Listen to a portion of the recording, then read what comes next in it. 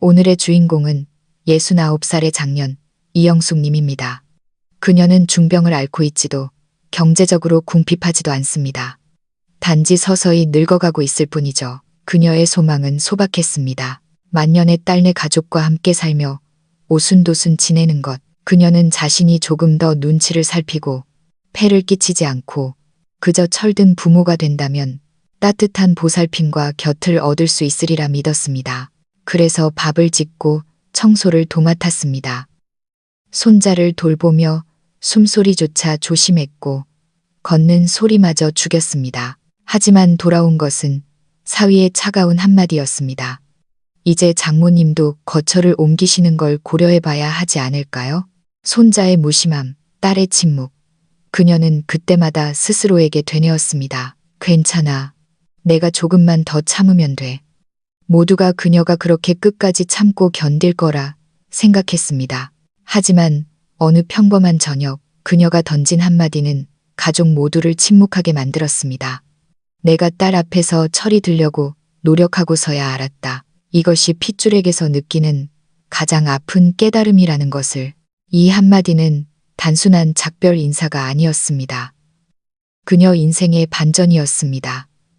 남의 일 같으신가요? 사실 이 이야기는 우리 모두에게 서서히 다가오고 있는 미래일지도 모릅니다. 오늘 영상에서는 그녀가 어떻게 한 번의 떠남으로 노년의 운명을 완전히 뒤바꿨는지 그 깊은 이야기를 들여다보겠습니다. 제 이름은 이영숙, 올해로 69입니다. 그날 저녁 식사 시간이었습니다.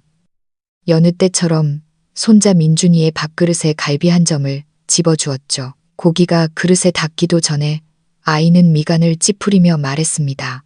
할머니, 제가 알아서 먹을게요. 순간 젓가락을 쥔 손이 허공에서 멈칫했습니다. 나는 애써 웃으며 고개를 끄덕였고 아무 일도 없다는 듯 넘기려 했습니다.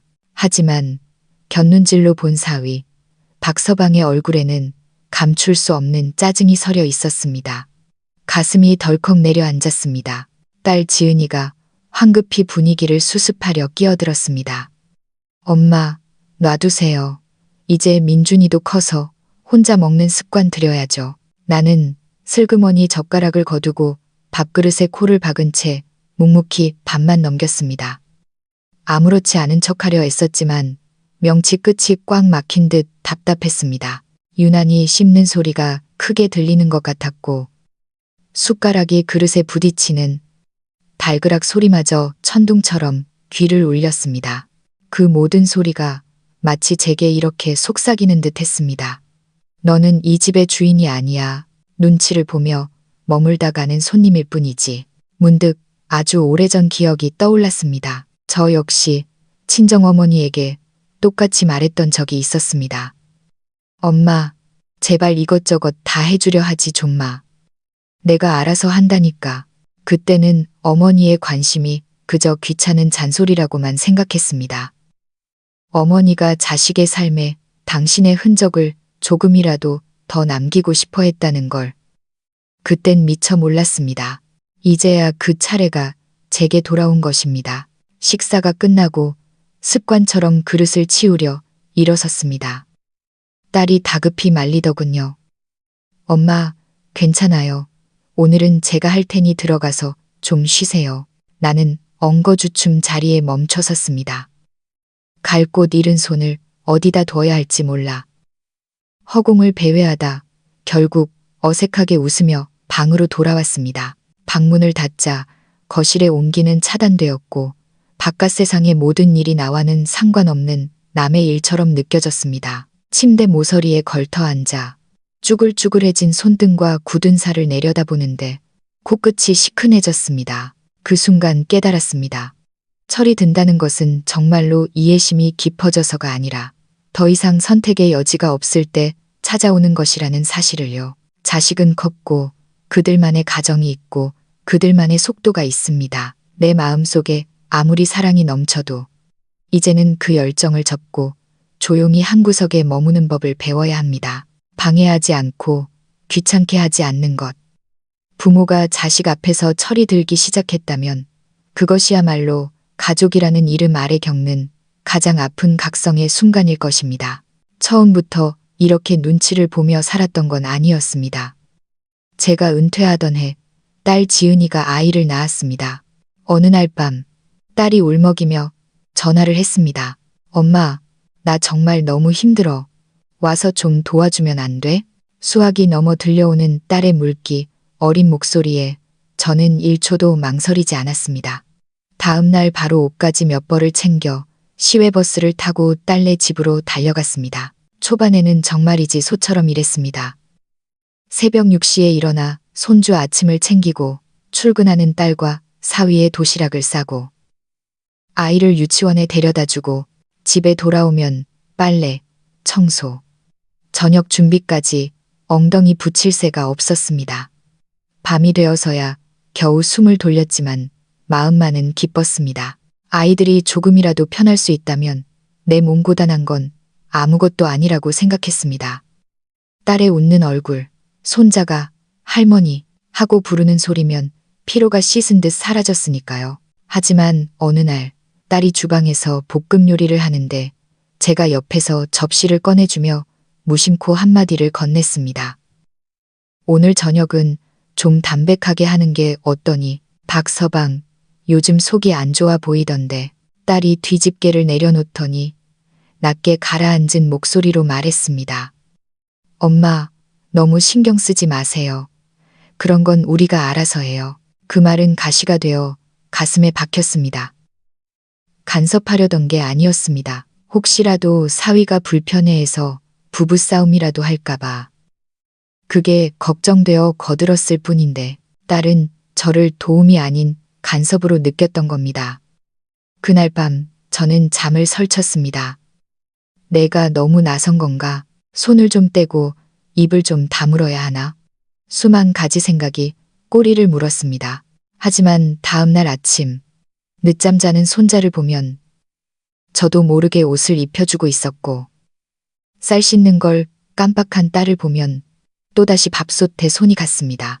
머리로는 가만히 있어야지, 참아야지 하면서도 내 품에서 전물력 키운 딸이고 금쪽 같은 내 핏줄인데 어떻게 칼로 무자르듯 외면할 수 있겠습니까? 제가 몰라서 안 하는 게 아니었습니다. 알면서도 안 되는 것이었습니다. 그렇게 딸내 살림을 도우며 지내던 중 운명은 제게 또 다른 시련을 주었습니다. 그해 겨울 남편이 욕실에서 미끄러져 뇌졸중으로 쓰러졌습니다. 의사 선생님은 냉정하게 말했습니다. 상황이 좋지 않습니다. 장기 입원을 준비하셔야 할 겁니다. 저는 급히 짐을 싸서 제 낡은 아파트로 돌아왔습니다. 노후 자금으로 모아둔 돈을 헐어 의료용 침대와 욕창 방지 매트리스를 샀고 요양보호사를 불러 기저귀 가는 법과 체위 변경하는 법을 배웠습니다. 돈은 물 쓰듯 나갔습니다. 건강보험공단에서 지원이 나온다지만 매달 제 돈 150만 원이 추가로 들어갔습니다.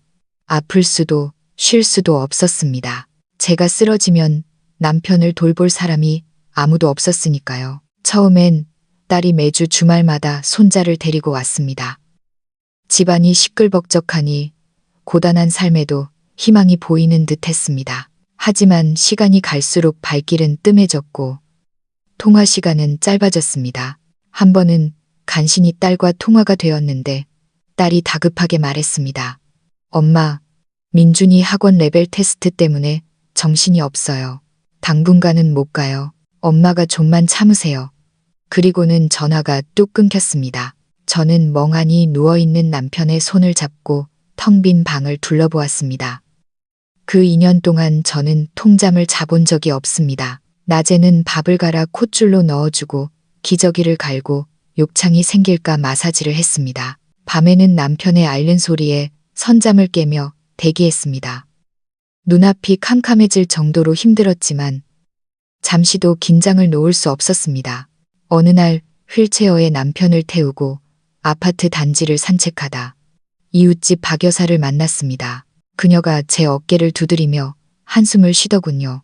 영숙 씨, 늙으면 제일 무서운 게 병이고 그 다음이 외로움이야.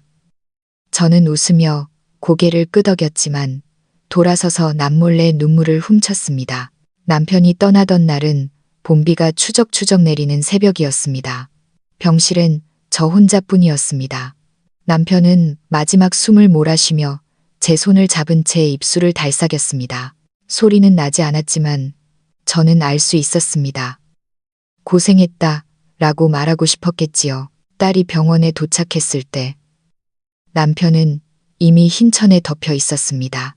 딸은 저를 끌어안고 통곡했지만 저는 비바람에 꺾인 고목처럼 눈물 흘릴 힘조차 남아있지 않았습니다. 그날 밤 병원의 차가운 복도 의자에 앉아 뼈저리게 느꼈습니다. 결국 인생의 마지막 길을 함께 걸어줄 사람은 나 자신뿐이구나. 남편을 보내고 2주 동안 집을 정리했습니다. 남편이 남긴 약봉지, 휠체어, 배어있는 냄새들. 하나하나 버릴 때마다 눈물이 멈추지 않았습니다. 이웃 박 여사가 와서 위로해 주었습니다. 산 사람은 살아야지. 딸네 집 가서 좀 쉬다 오지 그래. 그 말을 들으니 딸의 전화가 생각났습니다. 남편 49제가 지나고 딸이 전화했었죠. 엄마, 우리 집에 와서 좀 지내실래요? 환경을 바꾸면 기분 전환도 될 거예요. 진심 어린 목소리였습니다. 저는 망설이다가 그래, 당분간만 신세 좀 지자라고 했습니다. 딸은 안도하며 민준이가 할머니 온다고 좋아할 거예요 라고 반겼습니다. 이사 가던 날은 날씨가 참 좋았습니다. 저는 짐 가방 하나에 옷가지와 약, 그리고 제 작은 전기밥솥 하나를 챙겨 시외 버스를 탔습니다. 데리러 오겠다는 걸 굳이 마다하고 혼자 갔습니다. 정말로 패기치기 싫었으니까요. 문을 열자 손자가 달려와 품에 안겼습니다. 할머니 하는 소리에 꽁꽁 얼었던 마음이 녹는 듯 했습니다. 오길 잘했구나 싶었죠. 처음 며칠은 분위기가 좋았습니다. 딸 부부도 잘해줬고 손자도 재롱을 부렸습니다. 저는 이 평화에 보답하고 싶어 다시 팔을 걷어붙였습니다. 새벽 5시 반에 일어나 아침을 준비했습니다. 사위는 토스트에 계란, 손자는 우유에 시리얼, 몸이 찬 딸을 위해선 따뜻한 죽을 끓였습니다. 모두가 출근하고 나면 집안 대청소를 시작했습니다. 주방 후드를 뜯어 기름때를 닦고 화장실 타일 줄눈을 칫솔로 문지르고 베란다 화분 받침까지 닦았습니다. 점심은 찬밥에 남은 반찬 혹은 라면으로 대충 때우고 저녁이 되면 다시 앞치마를 둘렀습니다. 닭백숙, 시금치 나물, 두부 조림, 손자가 좋아하는 탕수육까지 제가 할 수 있는 최선의 존재 증명이었습니다. 하지만 시간이 지나면서 공기가 달라지는 걸 느꼈습니다. 어느 날 저녁 손자가 투덜거렸습니다. 할머니 밥은 학교 급식 같아요. 특별한 게 없어요. 사위는 말없이 밥만 먹었고 딸은 무슨 소리야 할머니 국이 제일 맛있는데 라고 했지만 말투엔 영혼이 없었습니다. 그날 밤 잠을 못 이루다 다음 날 아침엔 메뉴를 바꿔 파전과 콩국을 준비했습니다. 그런데 사위가 한 입 먹더니 곤란한 표정으로 말했습니다. 장모님, 아침부터 기름진 건 좀 부담스럽네요. 그냥 평소대로 해주세요. 웃으며 그래, 알았네. 했지만 가슴 한구석이 서늘해졌습니다. 내가 너무 과한가? 하지만 은퇴하고 남편도 잃은 내가 움직일 수 있을 때 뭐라도 돕지 않으면 견딜 수가 없는데 결정적인 사건은 어느 오후에 일어났습니다. 손자 민준이를 데리러 학교 앞에 갔습니다. 땡볕 아래서 20분을 기다렸는데 아이가 나오질 않았습니다. 한참 뒤에 나타난 민준이는 저를 보자마자 인상을 썼습니다. 할머니, 왜 왔어요? 엄마가 오늘은 아빠가 온댔는데 아빠가 바빠서 못 온다고 연락 왔어. 아이는 입을 삐죽거리더니 집에 가는 내내 저와 말도 섞지 않았습니다. 저녁 식사 자리에서 아이가 딸에게 소리쳤습니다. 앞으로 할머니 학교에 오지 말라고 해. 애들이 나보고 유치원생이냐고 놀린단 말이야. 저는 아무 말 없이 밥만 깨작거렸습니다. 딸이 잠시 침묵하다 말했습니다. 민준이가 커서 이제 부끄럼을 타나 봐요. 엄마가 이해하세요. 저를 탓하는 건 아니었지만 그 말들이 비수가 되어 꽂혔습니다. 설거지를 하며 흐르는 수돗물 소리에 맞춰 눈물을 쏟았습니다. 그날 밤 거실 불을 끄고 창밖의 가로등을 보며 생각했습니다. 2달 남짓한 시간 동안 나는 이 집의 평화를 위해 도움이 되기 위해 최선을 다했습니다. 하지만 내가 노력할수록 그들은 더 불편해했습니다. 사위는 점점 말이 없어졌고 딸은 나의 부지런함이 부담스러워 보였습니다. 그들은 내가 자신들의 삶의 리듬을 깨뜨리는 존재라고 느끼고 있었던 겁니다. 몰라서가 아니었습니다. 알면서도 그 끈을 놓는 게 외로워서 버텼던 겁니다. 하지만 이제는 정말 손을 떼야 할 때라는 걸 인정해야 했습니다. 며칠 뒤 딸이 새 헤어드라이어를 선물하며 말했습니다. 엄마, 이거 가벼워서 쓰기 편하실 거예요. 저는 웃으며 받았습니다. 그건 단순한 선물이 아니었습니다. 엄마, 이제 스스로 챙기세요. 우린 엄마를 다 감당하기 힘들어요. 라는 부드러운 통보처럼 느껴졌습니다. 저는 떠나기로 결심했습니다. 다음 날 새벽, 평소처럼 일어나 마지막 아침을 준비했습니다. 계란 프라이, 토스트, 따뜻한 두유, 식탁 위에 가지런히 차려놓고 방으로 들어가 짐을 챙겼습니다. 방문 밖으로 나오니 사위가 부스스한 얼굴로 나왔습니다. 장모님, 매일 이렇게 일찍 안 일어나셔도 되는데 습관이 돼서 그래. 이게 편하네. 사위의 말 속에는 이제 그만하셔도 돼요. 우리끼리도 잘해요라는 뜻이 담겨 있었습니다. 아침 식탁은 무거웠습니다. 손자는 우유만 마셨고 딸은 스마트폰으로 뉴스만 봤습니다. 저는 주먹밥을 조금 떼어 먹으며 마음을 정리했습니다. 식사가 끝나고 딸이 말했습니다. 엄마, 오늘 주말이니까 저녁 하지 마세요. 우리 외식하고 올게요. 그래? 언제쯤 오니? 좀 늦을 거예요. 기다리지 마세요. 저는 고개를 끄덕였습니다. 가족들이 나간 후 저는 텅 빈 집을 둘러보았습니다. 빨래는 개어놓았고 청소기도 돌렸습니다. 오후가 되어 깊숙이 넣어뒀던 트렁크를 꺼내 옷을 차곡차곡 담았습니다. 충동적인 가출이 아니었습니다. 충분히 생각하고 내린 결론이었습니다. 비록 딸이 나가라고 등 떠민 건 아니지만 제가 이 집의 자연스러운 구성원이 아니라는 건 명백했습니다. 저는 그들 삶의 짐이 되고 싶지 않았습니다. 저녁 늦게 돌아온 가족들이 거실에 놓인 제 가방을 보고 멈칫했습니다. 엄마, 이게 뭐예요? 딸이 놀라 물었습니다. 나 내일 집으로 돌아가려고 내 집에 정리할 일도 좀 있고 해서. 갑자기요? 갈 때도 됐지.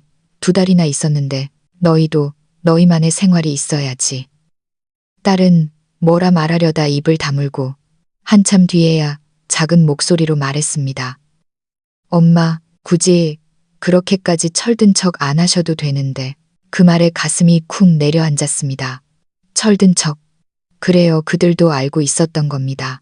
제가 눈치를 보고 애쓰고 있다는 것을. 하지만 그 미안함이 저를 붙잡을 만큼 크지는 않았던 거죠. 다음 날 이른 아침, 모두가 잠든 사이 조용히 집을 나섰습니다.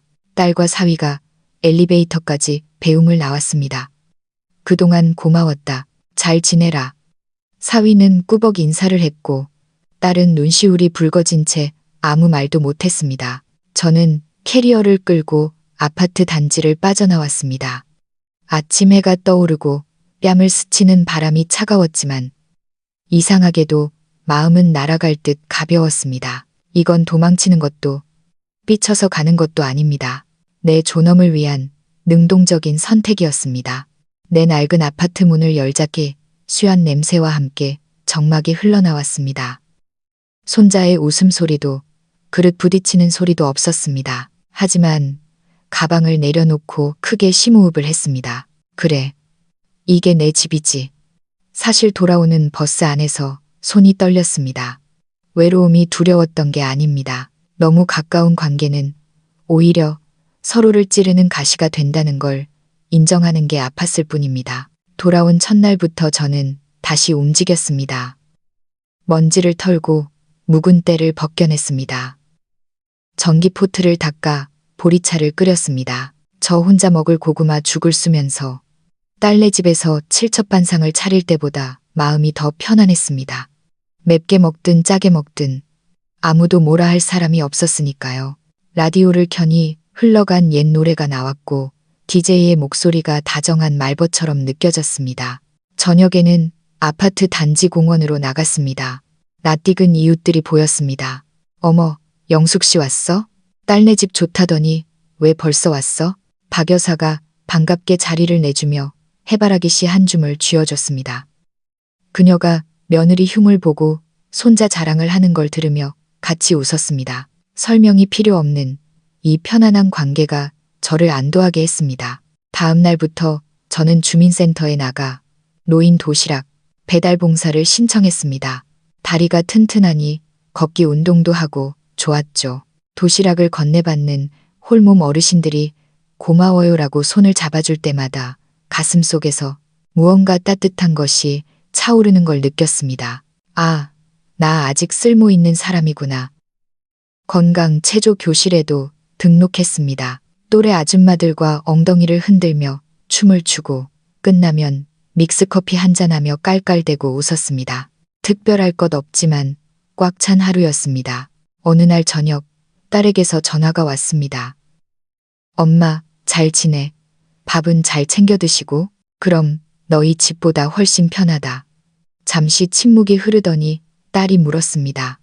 엄마, 정말 안 외로워요? 저는 잠시 뜸을 들이다 솔직하게 대답했습니다. 외롭지, 당연히 외롭지. 하지만 가끔은 외로움이 나쁜 것만은 아니란다. 덕분에 내가 무슨 생각을 하는지, 내가 누군지 다시 알게 됐으니까. 수화기 넘어 딸의 훌쩍이는 소리가 들렸습니다. 엄마, 미안해, 미안해할 거 없다. 다들 사는 게 쉽지 않잖니. 나는 괜찮다.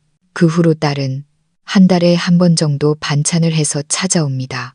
더 이상 합치자거나 무리해서 챙기려 하지 않습니다. 우리 사이엔 적당한 거리가 생겼고 그 덕분에 오히려 서로를 더 애틋하게 바라보게 되었습니다.